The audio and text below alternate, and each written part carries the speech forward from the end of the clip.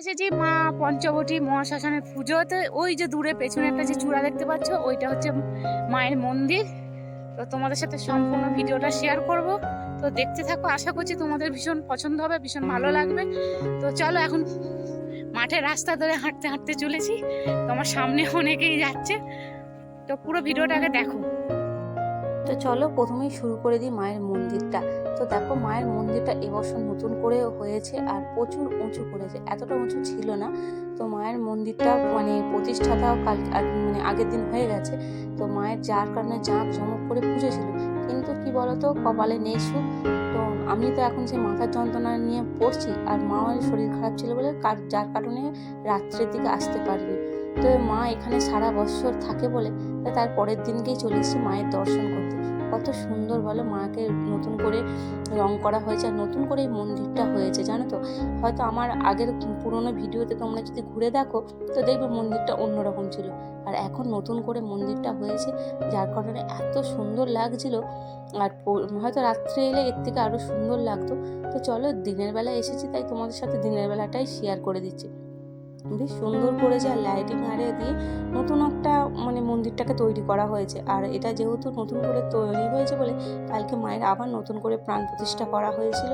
খুব জাঁকজমক করে এবছর পুজোটা হয়েছিল, কিন্তু আমরা আসতে পারিনি। আর একদম বাঁধের গায়ে হচ্ছে আমাদের এই পঞ্চবটী মন্দিরটা।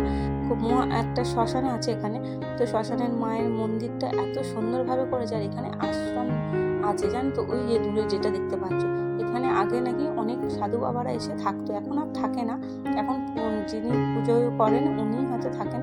আর যার কত উঁচু করেছে দেখেছে, 2 তলা সমানের উঁচু করেছে মন্দিরটা, আর নিচেই করা হয়েছে ঘর আছে। তো ওখানে ঠাকুরমশাই যারা থাকে, তারপর মায়ের যত সব জিনিসপত্র, কাজের জিনিস সমস্ত কিছু রাখা। আর মাঠ থেকে মন্দির থেকে মাঠটা কত সুন্দর লাগছে।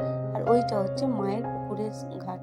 তো এখনো মন্দিরটা পুরোপুরি কমপ্লিট হয়ে ওঠেনি, তো যার কারণে অতটাও এখন ভালো না লাগলে পুরোপুরি যখন কমপ্লিট হয়ে যাবে বেশ দারুণ লাগবে। আর এই যে দেখ, বাঁধ থেকে সারি সারি লোক ঘুরতে বেরিয়েছে। আর গরমকাল হলে না এই বাঁধের ধারগুলো তো বিকালের পর এত মানুষের সমাগম হয়ে যায় যে তুমি একদিন এলেই তার প্রেমে পড়ে যাবে, আর মনে হয় ঘরে থাকবো না। তো এইটা হচ্ছে মায়ের দুদিকে রাস্তা, এটা একটা রাস্তা আর ওইদিকে একটা রাস্তা আছে। আর এটা হচ্ছে বাবা ভোলেনাথের মন্দির, এখানে শিবলিঙ্গও আছে। তো চলো, এক এক করে তো তোমাদের সাথে শেয়ার করছি, তোমরা অবশ্যই আমাকে কমেন্ট করে জানাবে তোমাদের এই মন্দিরটির চারপাশটা পরিবেশটা কেমন লাগলো। তো আমার তো ভীষণ ভালো লাগে, মাঝে মাঝেই আসতে ইচ্ছা করে, কিন্তু সময়ের অভাবে সত্যি বলতে হয় না, ওই আসবোই করি। আর আজকে আসার হঠাৎ কারণ হলো, যেহেতু কালকে মায়ের পুজো ছিল তো আসতে পারিনি। মাকে খুব জোর করতে মা বলে তাহলে চলো বিকালের দিকে একটু ঘুরে আসি। ব্যাস, শাশুড়ি বৌমা মিলে দুজনে চলে এসেছি মায়ের মন্দিরটা দেখতে। কি দারুণ লাগছে বলো, ওপর থেকে মন্দিরটা কি সুন্দর লাগছে না। আর চারিধারে পরিবেশটা এতটাই ভালো ছিল যে জানি না, আরও তার কারণে যেন খুব সুন্দর লাগছিল। আর এখন তো মানে গরমের হাওয়া, তো দেখবে সব সময় এইখানে লোক ঘুরতেই থাকে। শীতকালে যত লোকটা কম থাকে, গরমকালে না। তো যাই হোক, এখানে চলো ঘুরে ঘুরে দেখে শুনে। আর এই যে মায়ের বাপের বাড়ির সব মামিরা বলো, দিদিরা সব এসেছিল, দেখা হয়ে গেছে। তো মামিদের সাথে একটু জমিয়ে গল্পও করা হলো। এই মামিরা বলছে চলো তোমাদের মাঠের রাস্তা দিয়ে নিয়ে যায়, ওটা দিয়ে মায়ের বাপের বাড়ির সামনে, তো ওটা দিয়ে ওরা চলে যাবে, আমরা। আর এই যে সামনে মামিমা, ছোটো মামিমা, মেজো মামিমার মেয়ে, তো সকলেই এসেছিলো। ওরা যেহেতু পুজোর দিন এসেছিলো বলে এখানে আজকে ঘুরতে এসেছে, আর আমরাও গেছি, দেখা হয়ে গেছে। আর এখানে জানো তো কালকে ভোগ খাওয়ানো হয়েছিল। তো যার পাশেই চারিপাশটা এখন থার্মোকলের বাটি আরে দেখতে পাচ্ছ, যেহেতু কালকে মেলা মতো বসেছিল। তো মেলা হলেই দেখবো তার পরের দিন সকালটা একটু এলোমেলো হয়ে থাকে, আবার পরিষ্কার হলে তখন সব ঠিক হয়ে যাবে। তো বাইরে থেকেও মন্দিরটা দেখো কি সুন্দর লাগছে না। তো বেশ ভালোই লাগছে বলো, আসতে পেরে নিজেকেও খুব ভালো লাগছে। তো মায়ের আশীর্বাদ কাল পাইনি তো কে যায়, আজকে নিশ্চয়ই পাবো। আর এই যে চারিপাশটা একদম সবুজে ঘেরা, একদম নিঝুম, খুব সুন্দর লাগছে। বিকেলবেলার পরিবেশটাই সত্যিকারে আলাদা, তাই না? আর এখানে এখন ধান চাষবাসটা, এই দিকটা ধান হয়, এখন ধানটা হয়নি বলে মাঠের রাস্তাটা পড়ে গেছে, নাহলে এটা দিয়ে আর যাওয়া যেত না, অনেকটা নাহলে ঘুরে ঘুরে যেতে হতো।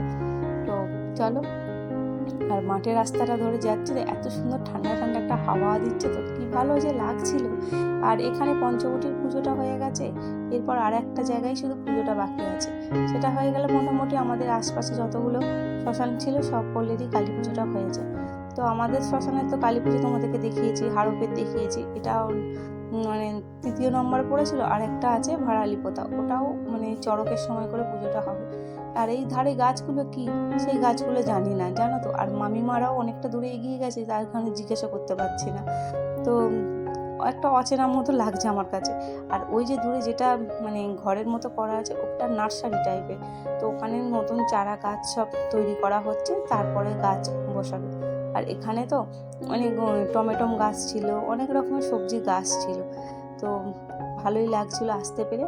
আর আমাদের ভাড়ালি পোতার চলে এসেছি, এইটা দিয়ে আমাদের বাড়ির সোজা রাস্তায় চলে যাব। আর এখানেও কালী পূজা আছে, ওটা সময় মতো বৈশাখ মাসে হয়।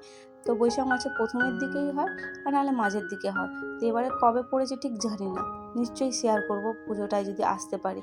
এত আশা করা ভালো নয়, আমার তো আবার আশা করে রাখলেই আশায় জল পড়ে যায়। তো যার কারণে আশাটা রাখছি না, যদি আসতে পারি নিশ্চয়ই তোমাদের সাথে শেয়ার করব। এই মন্দিরটাও নতুন করে তৈরি হয়েছে, যেমন মানে সৌন্দর্য হয়েছে, আর রাতের আকাশে যেন মন্দিরটা আরও সুন্দর হয়ে গেছে। আর ওপরে ভোলে বাবা বিরাজ করছে, তো যার কারণে মন্দিরটা আরও উজ্জ্বল লাগছে। আর লাইটিংগুলো খুব সুন্দরভাবে দিয়েছে, জানো তো। এখানে সারা বছর মায়ের মেয়েরটাই থাকে, এখানেই নিত্য সেবা চলে। তো মায়ের মূর্তিটা মানে বছরে একবার করে আসে, পুজো হয়ে গেলে মাকে মানে যে বিদায় জানিয়ে মায়ের মেঘটা নিয়ে এসে এখানে সারা বছর মাকে সেবা দেওয়া হয়। আর চারিপাশটা গাছ বসাতে বেশ সুন্দর লাগছে। তাই যাই হোক, আজকের ভিডিওটা তোমাদের কেমন লাগলো অবশ্যই জানিও।